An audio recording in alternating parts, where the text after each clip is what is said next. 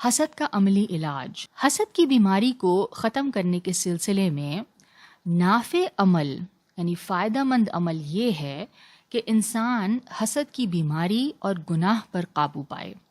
یعنی ایک آدمی کا حسد اس سے جس قول اور فعل کا تقاضا کرے، اسے چاہیے کہ اپنے نفس کو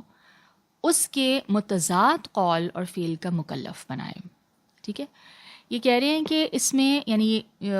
مقصد یہ ہے کہ کہنے کا کہ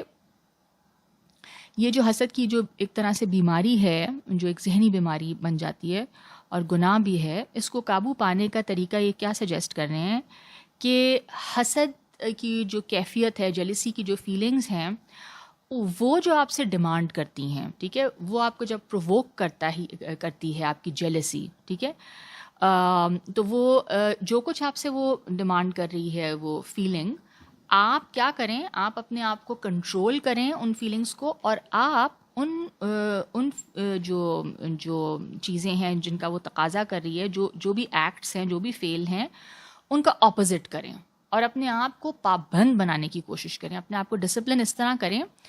کہ مثلا میری جیلسی مجھے پرووک کر رہی ہے کہ میں اس شخص کے خلاف بات کروں یا میں اسے پٹ ڈاؤن کروں دوسروں کے سامنے، میں کہوں کہ نہیں اتنی تو کوئی خاص نہیں ہے، مثلا کھانا کوئی اچھا پکاتا ہے یا کوئی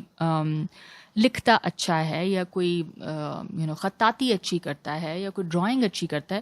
اور اس کی بہت تعریف ہو رہی ہے، اور میں کہوں کہ نہیں اتنا تو کوئی خاص چیز نہیں ہے، اور میں اس کی عیب جوئی کرنا شروع کروں، تو اب مجھے یہ بہت شدت سے میرا حسد یہ تقاضا کر رہا ہے کہ میں اس کی برائی کروں، تو میں کیا کروں، حسد کو اپنے اندر سے نکالنے کے لیے اپنے آپ کو پابند بناؤں